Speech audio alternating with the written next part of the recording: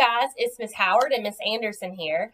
We wanted to take just a few minutes to check in with you, see how you're doing, and give you some tips and ideas on how to stay in a good place socially and emotionally throughout this kind of unsure time. The first thing that we wanted to talk with you about is to develop a family routine.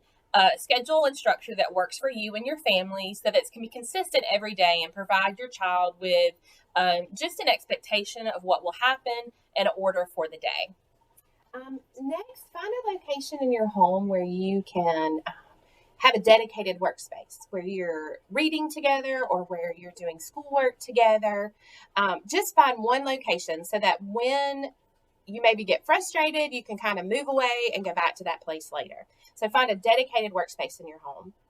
Next, we want you to work on assignments daily so that you don't get behind or get overwhelmed. If you have questions, make sure you're communicating with your teacher, but keep working on it every day. Next, check in with your teacher, with your school consistently and often so that you know if there's changes or if there's what's going on.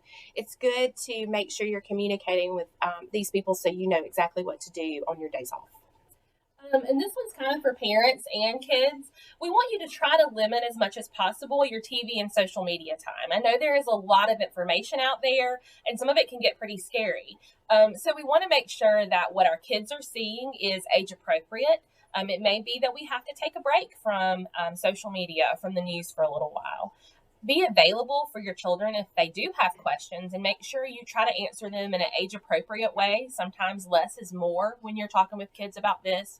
And then leave yourself available and open to answer questions. So tell them, if you have a question, come to me. I'll do my best to answer you as best I can. But above all, just make sure you're monitoring what your child sees and hears and that's kind of coming through you as a filter.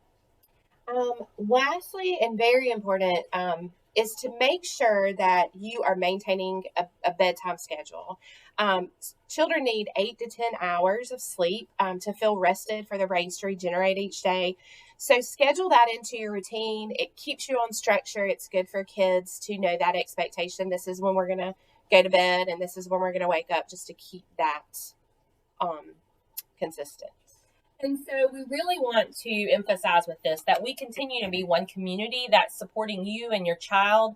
We continue to be committed to your child's learning and to working together to make your child a successful human being. And to do that, to continue to build our community, we're going to have some daily challenges on social media.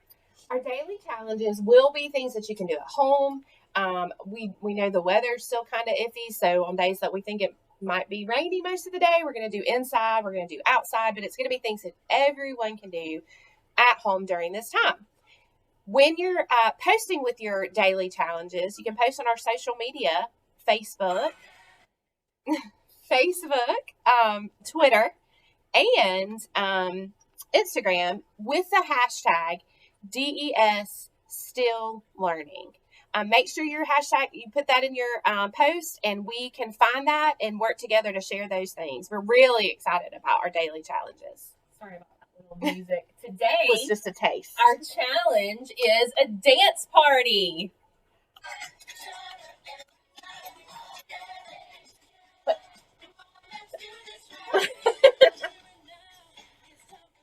Bye. Have a great day, guys. Enjoy your challenges.